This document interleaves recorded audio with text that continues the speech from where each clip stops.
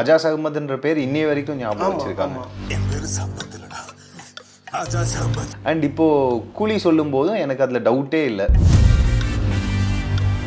இப்போ தலைவர் கூட உள்ளே வராரு.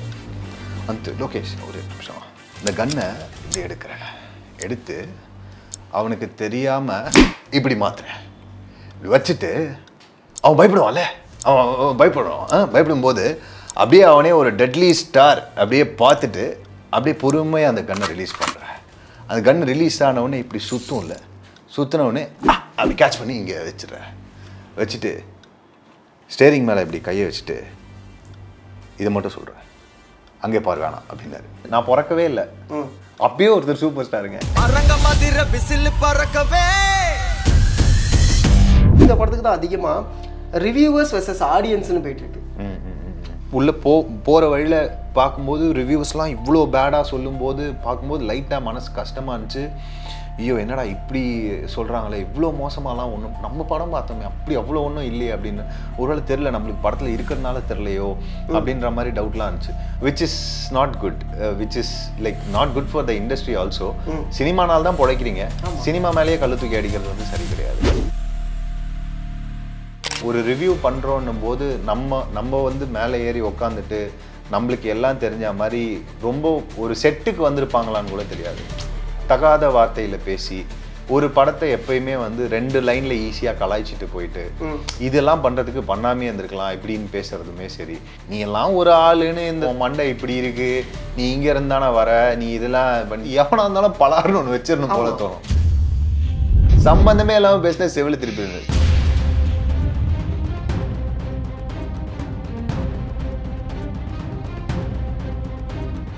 ட்ரெண்ட் டாக்ஸ் நேயர்களுக்கு வணக்கம். நான் உங்கள் சதீஷ். இன்னைக்கு நம்ம கூட யார் இருக்கா அப்படின்னா ஆக்டர் கண்ணா ரவி தான் இருக்காங்க. வணக்கம் பிரதர். வணக்கம். எப்படி இருக்கீங்க?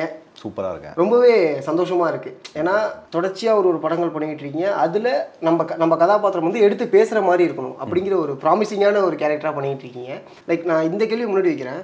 லோகேஷ் உங்களை கேஸ்டிங் பண்ணுற ஒரு 2 படத்துலையுமே வந்து பார்த்தீங்கன்னா ஒரு கீ ரோலாகவே ப்ளே பண்ணுற விதமாக தான் இருந்துச்சு. ஸோ அதுலேருந்து ஆரம்பிப்போம். அதை நீங்கள் எப்படி பார்க்குறீங்க? ஃபர்ஸ்ட் ஆஃப் ஆல் அதான் ஒரு பெரிய படம் லோகேஷனா படங்கள் எப்பயுமே எனக்கு நான் ஃபஸ்ட்டு மாநகரம் அவரோட படம் பார்க்கறதுக்கு முன்னாடி எனக்கு அவரை மீட் பண்ணியிருக்கேன். ஓகே. மாநகரம் பார்த்து முடிச்சுட்டு வெளியே வந்தோடனே எனக்கு தோணுது இதுதான். சார்லி சார் நம்ம பார்த்து ரொம்ப நாள் ஆச்சு. முனிஷ்காந்த் சார் அவர்லாம் ஷார்ட் ஃபிலிம்ஸ்லேருந்து வந்தவர். ஸ்ரீனா அண்ட் சந்தீப் இருந்தார், சந்தீப் கிஷன் இருந்தார். ஸோ முக்கியமான ரோல்ஸு இவர் கார்த்திக் யோகி நடிச்சிருப்பார் அதில். ஸோ எந்த படம் பார்த்து முடிச்சுட்டு வெளியே வந்தோடனே எல்லா கேரக்டர்ஸும் மைண்டில் நிற்கும். அதில் அவர் ரொம்ப ஸ்பெஷல். ஸோ எனக்கு அவர் ஃபஸ்ட்டு கைதி ஆஃபர் பண்ணும்போது கூட வந்து இது அப்போது கொஞ்சம் பெரிய ரோலாகவே இருந்துச்சு.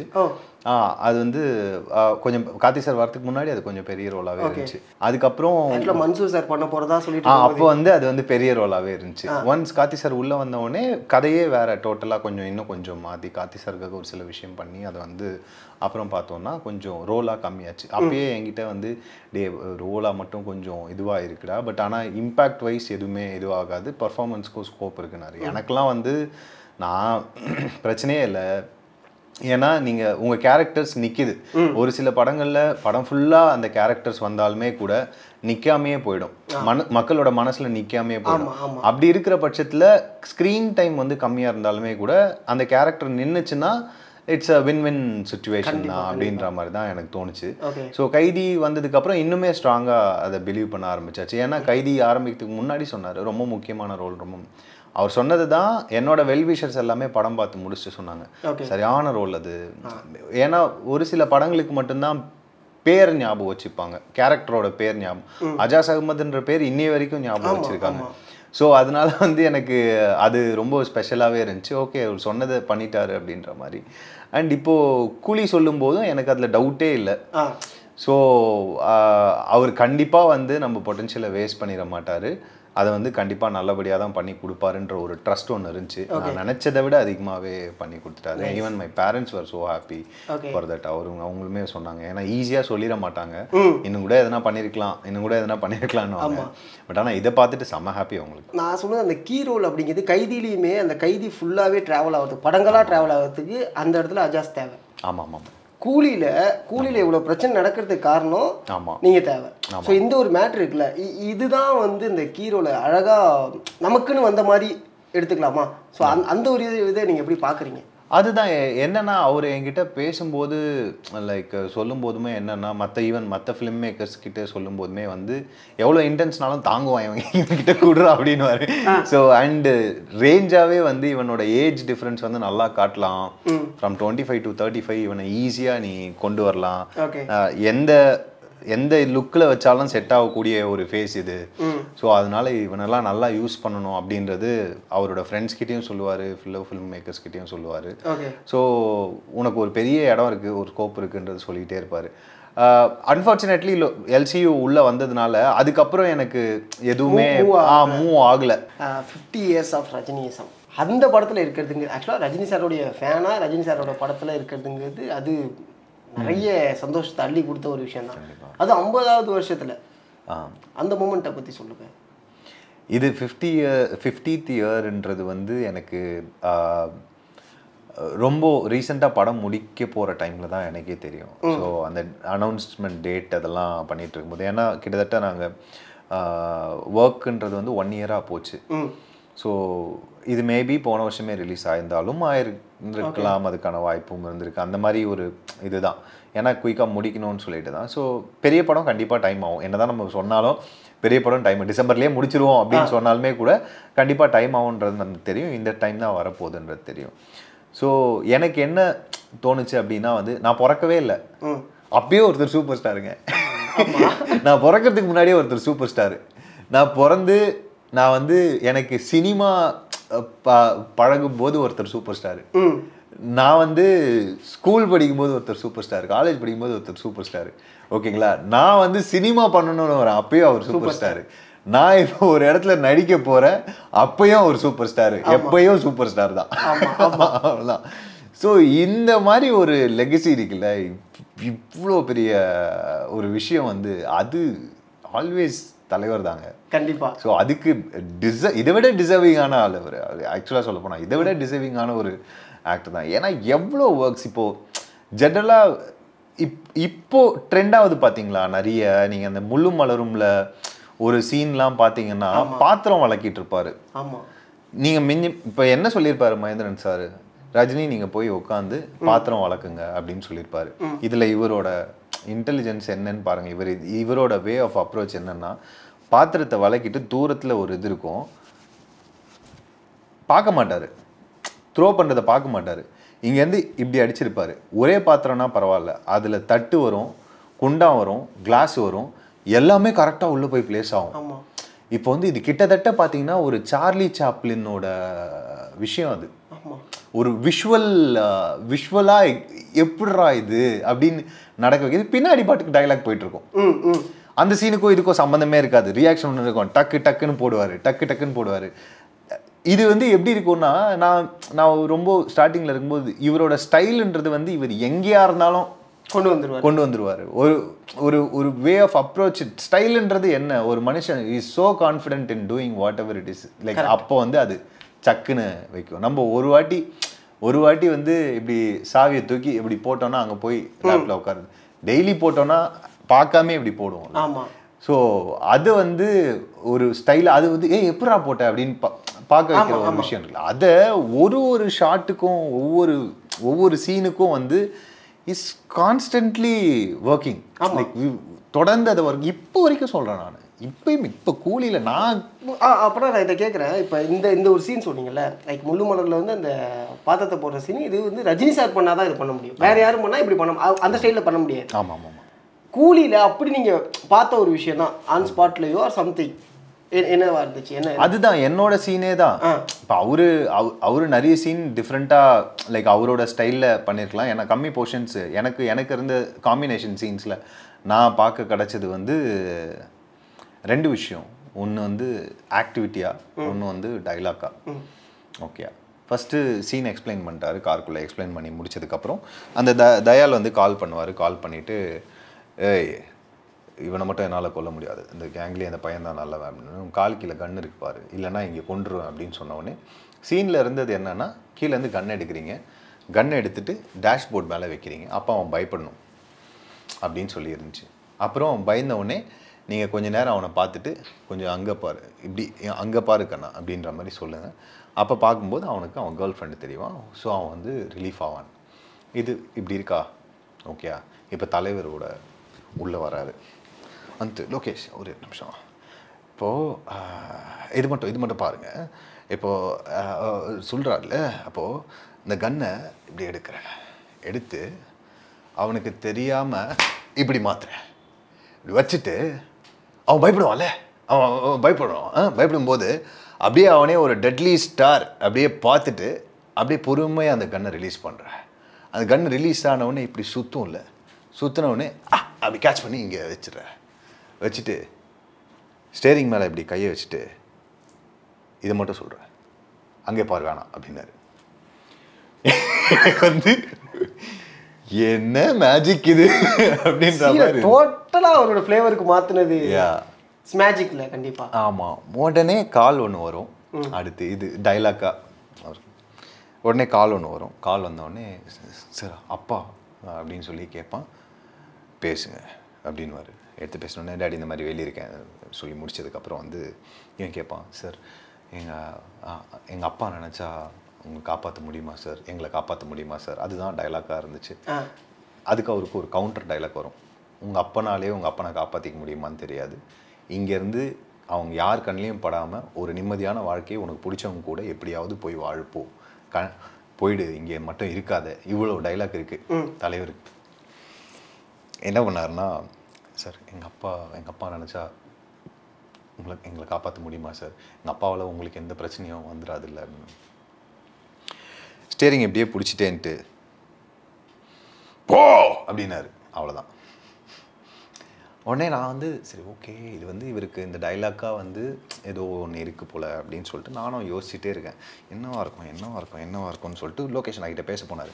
குடுகுடுன்னு ஓடி போய் நின்ட்டேன். எனக்கு இது தெரிஞ்சுக்கிட்டே ஆகணும், எனக்கு இதுக்கு பின்னாடி இருக்கிற விஷயம் என்னன்னு தெரிஞ்சுக்கிட்டே ஆகணும். அதாவது என்னன்னா, உன்னை காப்பாற்றணும்னா உங்க அப்பா இல்லை நான் நினைக்கணும் அப்படின்னாரு. ஆமா, ஏன்னா அடுத்த சீன் அவங்க நினைச்சாதான் பண்ண முடியும், நான் நினைச்சாதான் உன்னை காப்பாற்ற முடியும்னாரு. தலைவா என்ன மாதிரி ஒரு சும்மா கிடையாது இது பண்றது எல்லாமே. இதுக்கு பின்னாடி அவங்களோட ஏஜுக்கு, அவங்களோட எக்ஸ்பீரியன்ஸுக்கு, அவங்களோட ஸ்டைலுக்கு வந்து ஒரு அர்த்தம் இருக்கு. அதை வச்சுதான் அவங்க இந்த ஆக்ஷனையே பண்றாங்க. இவ்வளோ டீட்டெயிலா அவர் ஒர்க் பண்றாரு. ஆமா ஆமா. இல்ல நீங்க இப்ப டீடைல்ஸ் சொன்னா எனக்கு அந்த இதுல ஞாபகம் வந்துச்சு. என்னன்னா அந்த தண்ணியை ஐ மீன் சரக்கு குடிச்சிட்டு எந்த அளவுக்கான டீடைலிங்கா ஆக்சுவலா அது பிளாஸ்ட். அது டோட்டலாவே எடுத்து நீங்க எல்லாருமே காலிடா அப்படிங்கிறது பிளாஸ்ட். ஆமா ஆமா ஆமா. செம செம செம. ஒரு மனுஷன் இந்த அளவுக்கு, அதாவது ஓகே நம்ம ஒன்று எழுதிட்டோம், ஆனா அதை நான் என்னோடதே தான் ஆக்கிக்கிறேன், அது எப்படின்னு இப்போ பாருங்க அப்படிங்கிறது இங்கே நடந்துட்டு இருக்குல்ல. அவர்கிட்ட பிடிச்சதே இதுதான். இப்போ அவர் முழுசா அதை அவரோடதா மட்டும் ஆக்கிக்கல, கூட நடிக்கிறவங்களுக்கும் ஒரு இது கொடுத்து நீயும் நடி, நீயும் பண்ணு, அது எனக்கு வரும், நீ பயப்படுறது என்ன பார்த்து தான், ஆனா நீ நல்லா பயப்படு. நீ சும்மா எடுத்து மேலே வச்சுட்டா நீ என்ன பயந்துட போற பெருசா, நல்லா பயப்படு, நல்லா பெர்ஃபார்ம் பண்ணி முடிச்சதுக்கு அப்புறம் ரிலீஃப் ஆகும். ரெண்டு டிஃபரன்ஸ் உனக்கு கிடைக்குது இல்ல அப்படின்னு சொல்லிட்டு கொடுத்து நடிக்கிறது எவ்வளவு பெரிய விஷயம். அவர் சூப்பர் ஸ்டாருக்கு அது வந்து நிறைய சொல்லுவாங்க. பெரிய பெரிய ஆக்டர்ஸ் ஒரு சிலர்லாம் வந்து பக்கத்துல நடிக்கிற ஆக்டர்ஸ்க்கு பர்ஃபார்ம் பண்ணாலே பிடிக்காது, கொஞ்சம் இறக்குன்னு சொல்லுவாங்க, இல்லைன்னா வெட்டி தூக்கிருப்பாங்க. தலைவர்லாம் வேற லெவலுங்க. நீ எடுத்துக்கோ, அப்பதான் நானும் பர்ஃபார்ம் பண்ண முடியும் அப்படிங்கிற ஸ்டேஜ்ல. Nice nice nice. நான் நம்ம ஆரம்பத்துல இந்த டெம்ப்ளேட்டுக்குள்ள பேசிட்டு இருக்கனால நீங்க ஐ மீன் சோஷியலில் பார்த்த ஒரு டெம்ப்ளேட், என்னடா இப்படிலாம் போட்டு வச்சிருக்கீங்களே அப்படிங்கிற மாதிரி, உங்களோட டெம்ப்ளேட்ல எந்த டெம்ப்ளேட் சொல்லுவீங்க? என்னோட டெம்ப்ளேட் ஆமாம், அதாவது எது சொன்னாலும் நம்புறதா இருக்கட்டும், அப்புறம் வந்து ஏமாந்துட்டோன்னு நினைக்காத, தப்பிச்சிட்டோன்னு நினச்சிக்க அப்படிங்கிறத. ஸோ இந்த டெம்ப்ளேட்டை நீங்கள் பார்த்து என்னடா இந்த அளவுக்கு போட்டு வச்சிருக்கீங்க அப்படின்னா, எனக்கு இப்போ மீம்ஸ் பார்த்து மறந்தே போச்சு எவ்வளோ பார்த்தோம். ஒரு நாளைக்கு 40-50 அனுப்புகிறாங்க மீம்ஸ் எல்லாமே டிஃப்ரெண்ட்டாக. இவங்க க்ரியேட்டிவிட்டிலாம் பார்த்தா நல்ல ஃபன்னாக என்டர்டைன்மெண்ட்டாக இருக்குது. லைக் இது எதை சொன்னாலும் நம்புறது இஸ் அ ஆர்ட் அப்படின்னா ப்ரோ இஸ் த பிகாசோ அப்படின்னு சொல்லிட்டு ஒன்று போட்டிருந்தாங்க. ஓகே. அதுக்கப்புறம் இந்த கைதி மேட்ரு சம்பத்தையும் அதான் அஜாஸ் அகமதையும் இந்த ரோலையும் இது பண்ணி வச்சிருப்பாங்க. தப்பான கேங்ல இருக்கிற நல்லவன், தப்பான கேங்ல இருக்க நல்லவன், ரெண்டும் எப்படி மேட்ச் ஆகுதுன்ட்டு. 2 பேரும் தப்பான கேங்ல இருக்க நல்லவன், 2 பேரும் வந்து தப்பிக்கிறதுக்கான எல்லா வாய்ப்பும் இருந்துச்சு.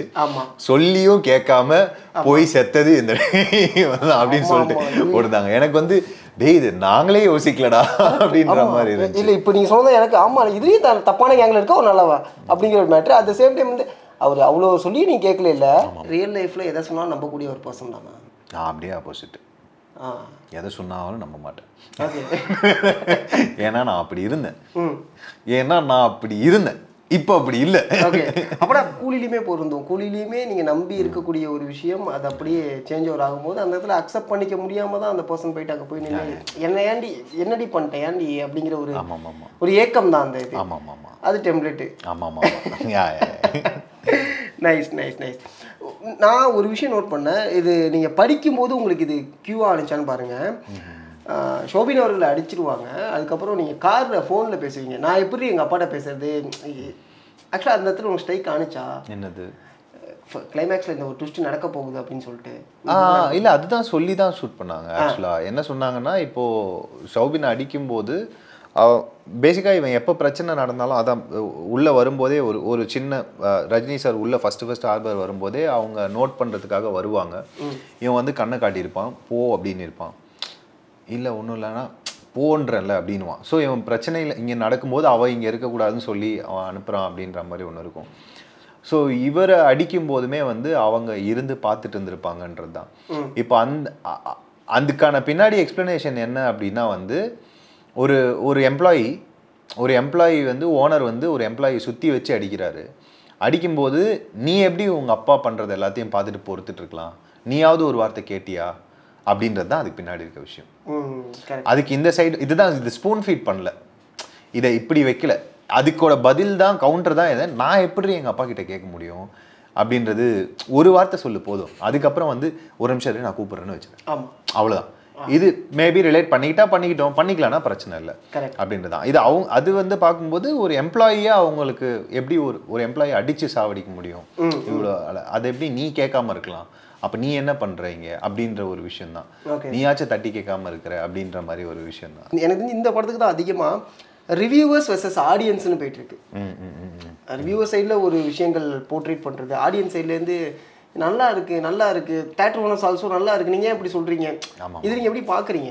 முன்னாடி கரெக்டாக இருந்துச்சு. அது ஒரு படம் வந்து தேட்டரில் ஓடினதுக்கப்புறம் வந்து அதை வந்து அந்த படத்தில் இதெல்லாம் நல்லா இருந்துச்சு, இதுக்கு ரேங்க் இப்படின்னு கொடுத்துட்டு ஒரு ஃபிலிம்கான ஒரு ரெஸ்பெக்ட் ஒன்று இருந்துச்சு, ஒரு ஃபிலிம் மேக்கர்ஸ்க்கான ஒரு ரெஸ்பெக்ட் ஒன்று இருந்துச்சு. ஸோ அது இருக்கும்போது சினிமாக்கான ரெஸ்பெக்ட் வந்து அதிகமாக இருந்துச்சு. இப்போ வந்து போர் அடித்தா இருக்கிற எல்லாரையும் போட்டு கலாய்க்கலாம் அப்படின்ற மாதிரி இருக்கு. பர்சனல் அட்டாக்ஸா போயிட்டு இருக்கு, which is not good, which is like not good for the industry also. சினிமானால் தான் பிழைக்கிறீங்க, சினிமா மேலேயே கல்லு தூக்கி அடிக்கிறது வந்து சரி கிடையாது. ஸோ இங்கே சினிமாவே வரலன்னா எதை ரிவ்யூ பண்ணுவீங்க? ஸோ ரிவ்யூ தப்பே கிடையாது. ரிவ்யூ வந்து அதில் தான் உங்கள் பொழப்பு ஓடுதுன்றது ஊருக்கே தெரியும். ஓகே, நீங்கள் ரிவ்யூ பண்ணுறது மக்களுக்காக, நீங்கள் ரிவ்யூ பண்ணுறது சினிமாவை ரிவ்யூ பண்ணி மக்களுக்காக ரிவ்யூ பண்ணி கொடுக்குறீங்க, அது வந்து பிரச்சனை இல்லை. இதன் மூலயமா இன்னும் நிறைய பேர் வந்து லைக் அவங்களோட வாழ்க்கை ஓடுதுன்றது வந்து ஒரு நல்ல விஷயம் தான்.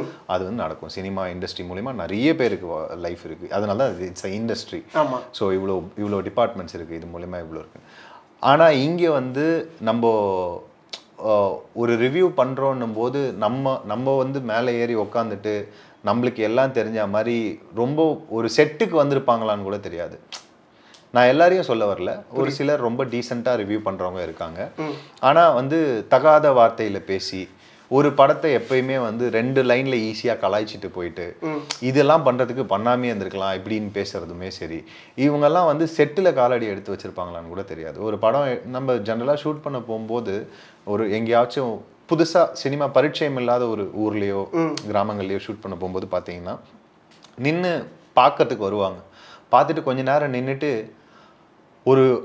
ஒரு மணி நேரம் நிற்பாங்க. அதுக்கப்புறம் அப்பா இவ்வளோ கஷ்டப்பட்டானா சினிமா ஷூட் பண்ணுறீங்க அப்படின்வாங்க. ஆமாம், இது ஒரு சீன்மா அப்படின்னா என்ன சொல்கிறீங்க, மறுபடியும் அதே எடுத்துன்னு இருப்பீங்களா அப்படின்னு கேட்பாங்க. ஆமாம் இதுதான் எங்கள் பொழப்பு அப்படின்னு. இந்த ஆடியன்ஸ்க்கு இருக்கிற பாவம் கூட வந்து ரிவ்யூவர்ஸ்க்கு இல்லை. அது வந்து ரொம்ப ஒரு மாதிரி. ஆமாம், நான் 2-3 ரிவ்யூ பார்த்தேன். ரிவ்யூ ஓப்பனாக பேசலாம்னு நினைக்கிறேன். திரும்பி பேங்க் ஜாபுக்கு போக முடியுமா, ஐ மீன் லோகேஷ் அவர்களை 9 வருஷம் கழிச்சு திருப்பி பேங்க் ஜாபுக்கு போக முடியுமாங்கிறதா இருக்கட்டும். நல்ல ஒரு சுக்கு காப்பி போட்டு தான் வெளில போகணும் போல, முடியலப்பா. எனக்கு நீங்கள் சொன்ன ஒரு விஷயம் இருக்குது என்னென்னா, ஓகே எண்ட் ஆஃப் த டே படம் பார்க்குறவனுக்கு நீங்கள் எவ்வளோ கஷ்டப்பட்டீங்கிறது தெரியாது. பட் அவனுக்கு படம் பிடிச்சிருக்கா பிடிக்கலையா இதுதான் அதுக்குள்ளே அடங்க போகுது. பட் பர்சனல் அட்டாக்குங்கிறது எந்த வகையில் நியாயங்கிற ஒரு கேள்வி இங்கே எல்லாருக்குள்ளேயுமே எழும்ப ஆரம்பிச்சிச்சு. ஏன்னா விரும்பி பார்க்கக்கூடிய ரிவ்யூவர்ஸ் எல்லாமே வேற ஒரு விதமாக மாற்றுறதுங்கிறது சரியில்லை அப்படிங்கிற ஒரு இல்லை. இது எல்லா துறைக்குமே சொல்லுங்க. இப்போ நான் என்ன சொல்ல வரேன்னா, இப்போ இந்த சோஃபாவை மேக் பண்ணுறவர் யாரோ ஒருத்தர் இருக்காரு, எனக்கு இந்த சோஃபாவை பிடிக்கலங்கன்னா அவரை ஹர்ட்டே ஆக போகிறதில்ல. நீ எல்லாம் ஒரு ஆளுன்னு இந்த சோஃபாவை வச்சிருக்க, உன் மண்டை இப்படி இருக்கு, நீ இங்கே இருந்தானே வர, நீ இதெல்லாம் பண்ண, நீ எல்லாம் சோஃபா பண்ணுறதுக்கு இதுவானும் போது எவனா இருந்தாலும் பலாருன்னு ஒன்று வச்சிடணும் போல தோணும். சோஃபா வாங்க வந்தா சோஃபாவை பற்றி பேசு, ஏன் என்னோட ஃபேமிலியை பற்றி பேசுகிற, ஏன் இதை பற்றி பேசுகிற, சம்மந்தமே இல்லாமல் பேசினா செவில திருப்பி. சினிமா வந்து இவங்க ரொம்ப என்ன எடுத்துக்கிறாங்கன்னா வந்து அதான் லைஃபோட ஒன்றி இருக்கிறதுனால ரொம்ப டீப்பாக போயிடுறாங்க. உங்க தலையில தூக்கி வச்சு கொண்டாடுறதும் உண்டு, அட் த சேம் டைம் தூக்கி தொப்புன்னு போட்டு மீதி மீதி மீதி மீதி மிதிக்கிறதும் உண்டு. தப்பி தவறி அவர் திரும்ப கம்பேக் கொடுத்துட்டாருன்னா யாரு தெரியும்ல அப்படின்னு. எனக்கு சூடு சோறனே இல்லையாடா உங்களுக்குன்ற மாதிரி தான் இருக்கும். ஆமா, அவர் எங்கேயுமே சொல்ல மோஸ்ட் வாண்டட் டைரக்டர். ஆமா ரைட்டுங்களா? டு பி ஹானஸ்ட் அவர் எங்கேயுமே சொல்ல, அவர் எங்கேயுமே தன்னுடைய படத்தை டீகோட் பண்ணுங்க, தன்னோட ஐ மீன் ஒருத்தவங்க சொன்னால் நல்லா இருக்கும், நான் சந்தோஷப்படுவோம் தான் சொன்னது. இல்லை என் போஸ்ட்டை வந்து நீங்கள் இப்படி டீகோட் பண்ணி தான் ஆகணும் அப்படிங்கிறத முன் வைக்கல. இல்லை அவங்க இங்கே நான் ரொம்ப நாளாக இதை நோட் பண்ணிக்கிட்டே வராங்க. எப்படி தெரியுமாங்க, இப்போ வந்து நல்லா பண்ணியிருக்கீங்க அப்படின்னு, சூப்பராக பண்ணியிருக்கீங்க, சமங்க சான்ஸே இல்லை அப்படின்னு சொல்கிறதுக்கு பின்னாடியே ஒரு வக்ர குணம் இருக்குது. அதெல்லாம் எப்படா சூப்பராக பண்ணோம் அப்படியா, அடுத்த வாட்டி இவன் எப்படி ஜெயிக்கிறான்னு பார்க்கலாம் அப்படின்ற ஒரு குணம் ஒன்று இருக்குது.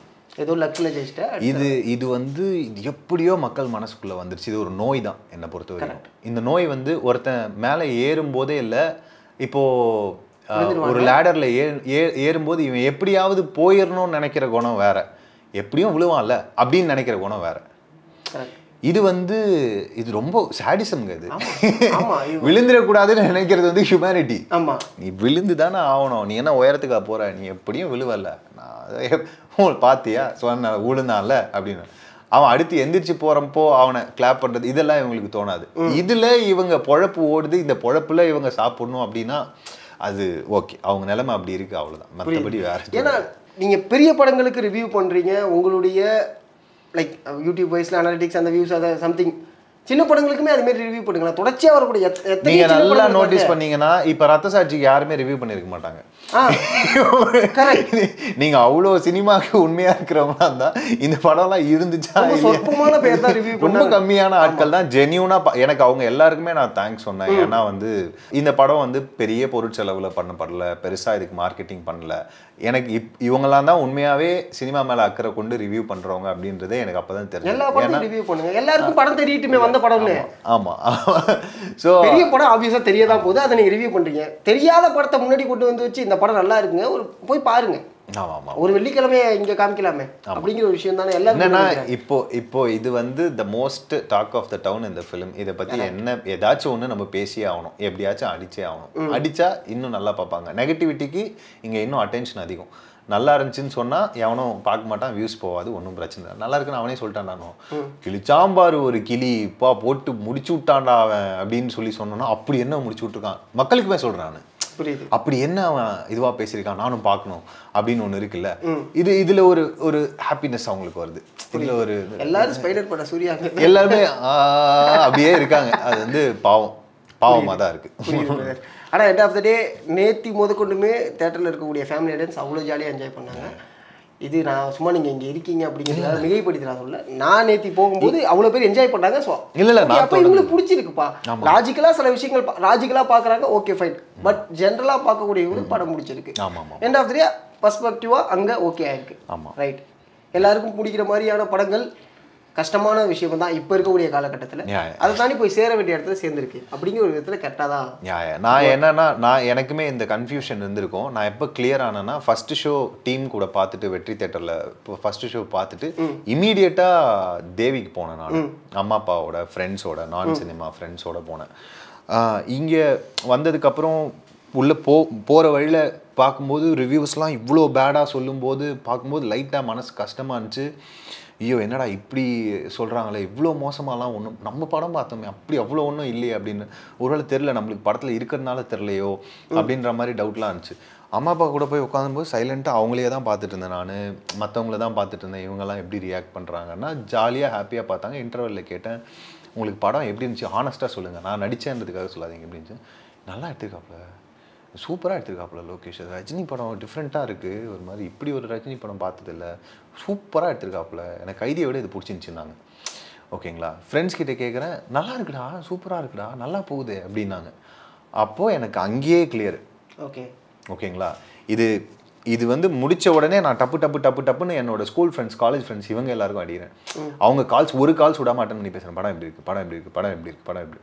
இந்த டெக்னிக்கலாக பேசுகிறவங்கள தாண்டி மற்ற எல்லாருக்கும் வந்து படம் வந்து ஓரளவுக்கு ஒர்க் அவுட் ஆகிருக்கு. சாட்டிஸ்ஃபைங்காக இருந்துச்சு படம். ஓகேங்களா. இவங்க அடிக்கிற லெவலுக்கு வந்து படம் வந்து கண்டிப்பாக கிடையாது. ஸோ இது அடித்தாதான் அவங்க பொழப்பு ஓடுன்னு பண்ண ஒரு ஸ்டண்ட் மாதிரி தான். நம்ம வெரி ஃபர்ஸ்ட் டைம் லைக் இந்த மாதிரி ரொம்ப ஷாக்கிங்கான விஷயம். வெரி ஃபர்ஸ்ட் டைம் தலைவர் படத்துக்கு இந்த அளவுக்கு மேபி பாபா டைமில் நிறைய விஷயங்கள் சொன்னாங்க. பட் இப்போ இருக்கக்கூடிய காலகட்டத்தில் இந்த அளவுக்கு பார்த்ததுன்னா இந்த படத்துக்கு நடந்த ஒரு விஷயம் தான். ஆமாம். அது ஆடியன்ஸுமே அவேராக இருக்காங்க. ஃபர்ஸ்ட் டைம் ஆடியன்ஸ்க்கு ஒரு படம் பிடிச்சிருக்கு, ரிவ்யூவர்ஸ்க்கு பிடிக்கும் அப்படின்ற மாதிரி சொல்லியிருந்தாங்க. கண்டிப்பாக. ஸோ லைக் அது நம்ம யாருக்கு படம் பண்ணுறோமோ அவங்களுக்கு பிடிச்சிருச்சுன்ற பட்சத்தில் நடுவில் என்ன நடந்தாலும் அது பிரச்சனை இல்லை. டெஃபினட்டாக. அவ்வளோதான். Super brother. ஸோ அடுத்து அப்கமிங் ப்ராஜெக்ட்ஸ் அப்படின்னா இது என்னென்னவா? ரொம்ப நாளாக வெயிட் பண்ண மாதிரி இருக்கிறதுக்கு இப்போ கொஞ்சம் மாறி இருக்குது. தொடர்ந்து நான் ஒரு ரத்த சாட்சி முடித்ததுலேருந்து என்னதான் நம்ம சப்போர்ட்டிங் ரோல்ஸ் எங்கெங்கே என்னென்ன பண்ணாலுமே கூட நான் ஹீரோ ஆகிறதுக்காக தான் நான் வந்து லைக் உள்ள இண்டஸ்ட்ரிக்குள்ளே வந்தேன். நான் உள்ளே வரும்போது நான் அண்டர்ஸ்டாண்ட் பண்ணிக்கிட்ட ஹீரோன்றது வேறு, இப்போ நான் ஹீரோனா என்னன்னு பார்க்குறேன்றது வேறு. ஸோ அதுக்கேற்ற மாதிரி கதைகளை நான் ஃபார் த பாஸ்ட் 2 இயர்ஸாக கேட்டுகிட்டே தான் இருக்கேன். ஒரு சில கதைகள் ப்ரொடியூசர்ஸோடு வருது, ஒரு சில கதைகள் நல்லா வருது, ப்ரொடியூசர்ஸ் அதுக்கு இல்லை அப்படின்ற பட்சம் தான் இந்த 2 வருஷமாக போயிட்டே இருந்துச்சு. இப்போது ஒரு 2 ப்ரொடக்ஷன் ஹவுஸ் கூட படம் சைன் பண்ணுற மாதிரி இருக்கு. ஸோ அது வந்து மிக விரைவில் அந்த ப்ரொடக்ஷன் ஹவுஸே அதை சொல்லுவாங்க. அந்த மாதிரி ஒரு கண்டிப்பாக இது நடந்துட்டுருக்கு. ஸோ அது இல்லாமல் இப்போ இன்ட்ரெஸ்டிங்காக ஒரு ஜீக்கு ஒரு சீரீஸ் ஒன்று பண்ணுறேன். அதுவுமே ரொம்ப இன்ட்ரெஸ்டிங்கான ஒரு ப்ராஜெக்டும் கூட. ஸோ ரொம்ப நல்ல ஸ்டோரி அது. ஸோ அதுவும் இப்போ போயிட்டுருக்கு. ஸோ ரொம்ப நன்றி உங்களுடைய வேல்யூபிளான டைம் எனக்கு. Thank you so much. அந்த தொடர்ச்சியாக நிறையா படங்கள் பண்ணுங்கள். தேங்க்யூ. அண்ட் அடுத்தடுத்து சொன்ன அப்டேட்ஸுக்காக சீக்கிரம் வெயிட் பண்ணுறோம். நானும் வெயிட் பண்ணுறேன். கண்டிப்பாக. Thank you so much. தேங்க்யூ.